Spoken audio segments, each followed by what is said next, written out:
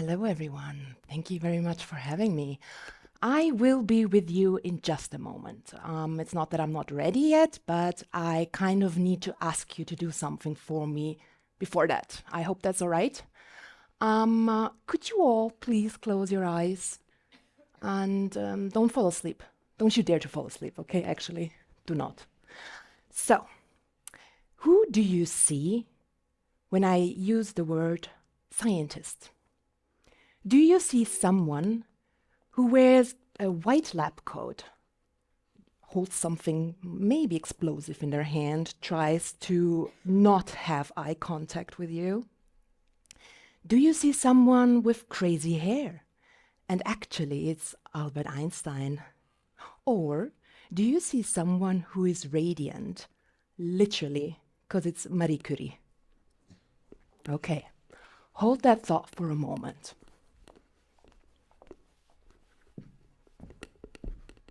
And now open your eyes and make that person me.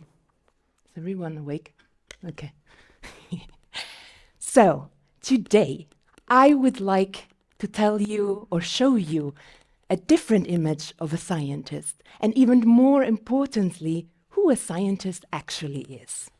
And for that, let's go somewhere completely unexpected. Somewhere like an ice cream shop. A few years ago, I was there with my little baby girl. She's not my daughter, she's a girl I grew up with. Super cute, super curious, 6 or 7 at the time, and loves ice cream, of course. So I was at that time doing my master's in stem cell research, and what we did was we created tiny beating heart cells, growing them into tiny beating hearts that had actually a chamber inside and was similar to the heart of an embryo on day 21. Very cool. Human, from human stem cells. Well, anyway, ice cream shop, right? We were having ice cream. I asked her how was her day in, I guess it was first year of school or kindergarten. She asked me how my day was, and the kind of questions you ask your bestie, I guess. So after that, as you may imagine, ice cream can become messy. We had to go and wash our hands and maybe our face, her, not me, maybe me. And we walked down a hallway. And on the hallway, there were lots and lots of framed images of some people. She stood, looked at me and said, "Sarah, who are those people?" I looked at her and I didn't want to give her false information because I did not fact check who these people were, right? So I was like, I don't know, maybe it's the owners of the ice cream shop, you know? I don't know, really, sorry, I don't know. She looked at me and started laughing. And she started laughing and said, you know how to develop human hearts, but you don't know who this is? I was like, wait, what? A 6-year-old standing next to me, telling me that I don't know who this person in this frame, whatever is, but I know how to create a human heart? I was like, what? How did she understand that? I mean, I did talk to her in an easy language so she would understand it, but I never thought she'd actually understood. And this is when I started to realize, what is the role of a scientist actually, you know? So I always thought, being a scientist, as I'm a molecular biologist, I work in the lab. I pipette, you know, I cry a lot, I repeat, and then I'm chasing data. I'm trying to get a new discovery somehow, you know, try not to burn down the lab on purpose.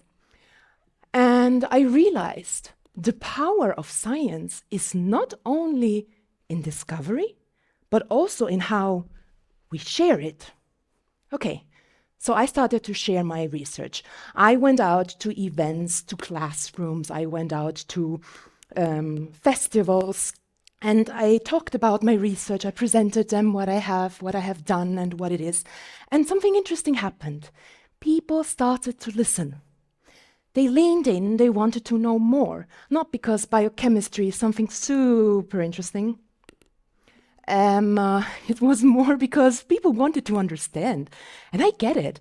I was like, okay, a scientist is someone who answers questions, who first has to ask questions and then speaks about what he does and found. Okay, good.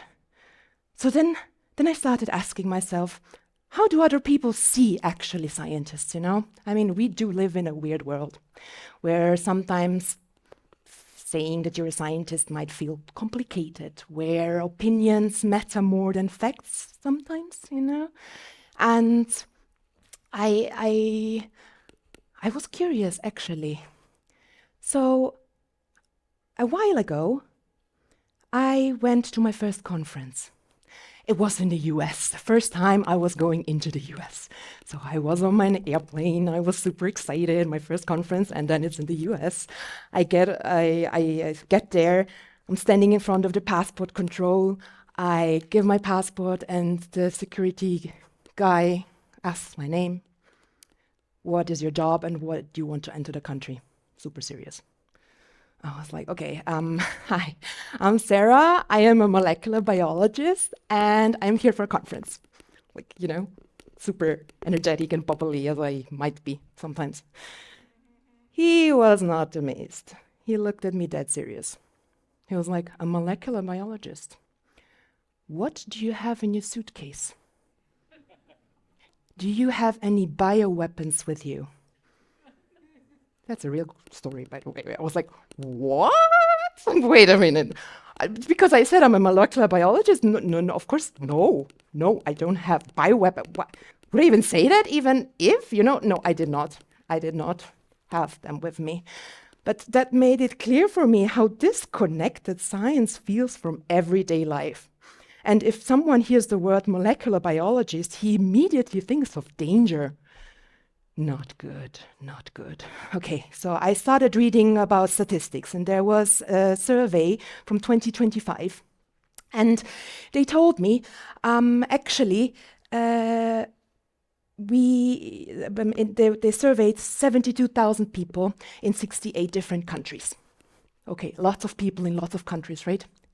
And so what they found was, the good thing, they think scientists are competent. Very good. The not so good thing is they thought scientists are not really open and responsive, which basically means scientists are smart, but not really reachable. A different research center found something similar. 90% of Americans said scientists are intelligent, which I take personal, of course.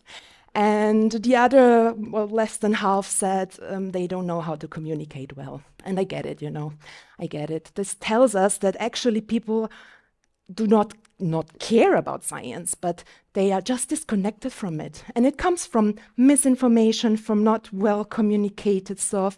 And yeah, so we had to tackle that problem.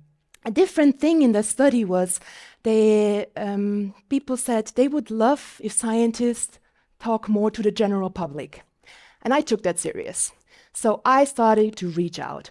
I went asked one of my producer friends to kickstart a new show about science. Let's do something like a talk show, like a late night talk show for scientists, from scientists, where I would be the host and ask my guests, who would be a scientist, what they're gonna do. You know, this was a pilot, I wrote everything about it. We wanted to show and in easy language explain what the discovery was, show some experiments, you know, like the human side of being a scientist. Okay. The show did not get funding. Guess what? A show about cars did. Priorities, I guess.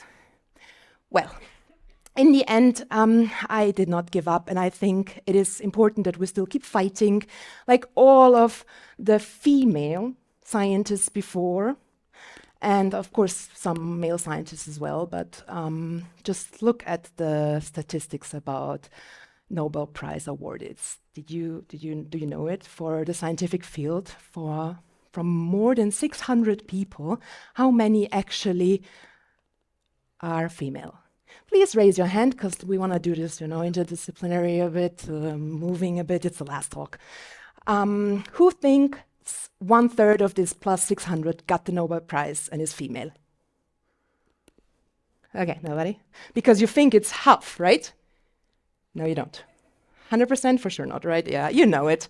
It was about 4%, 27 actually, until today. This is a new statistic, 27 females got it. And I think it's important to be visible, to be there, to talk about this, so that we start also caring for this part. So we have role models. We not only have scientists who need to speak more and better, but also be there, take the stage, you know? And so I also, for a different podcast episode, I pitched the idea, hey, let's do something about women in science, huh? Let's do an episode. And the host was like, can we not do just something more fun? I was like, what? These days, it's still that women in science are not fun? I mean, it's not fun. We have to fight to be heard. We have to work hard, like everybody who wants to succeed in some way, you know? But do not give up, because we need to honor those who have been there for us. I want to pitch some names like Mileva Einstein. She was the wife of Albert Einstein, a mathematician. Brilliant mathematician, one of the first ones that entered a university there in Switzerland as a female. Then we have Rosalind Franklin, we have Barbara McClintock, to whom people said, they're crazy. Barbara McClintock talking about jumping genes. What? Yeah, it turned out she was right. Facts, because of facts. So yeah, all of this is super important, guys. Do not forget it. So who is a scientist, you know? We have got this part, we have got that part. A scientist is somebody who stays curious, even though the whole world says enough. A scientist is somebody who turns questions into experiments, who turns doubts into discovery, and who turns tiny beating human heart cells into an understandable story. A scientist is not defined by a lab coat, goggles, a title, or a publication. A scientist is defined by curiosity, connection, and courage. I have seen it. I have seen it in this little girl of mine who understood the development of a human heart at age 6. I have seen it in all these ladies that were here before, the female women in science fighters that were there, who were fighting to be heard, to be seen, and did not stay silent. And I've seen it in anybody who dares to ask questions and listen for the answer. Because innovation does not start in isolation. It happens when the mind meets the heart and when the knowledge meets the empathy. It happens when we all share what we work on and celebrate it and make a better world together. So next time somebody asks you, who is a scientist? Remember, it could be me. Could be anyone here in this room tonight, you, or it could be any person who dares to ask questions, share their stories, and shape the future from the heart. Thank you.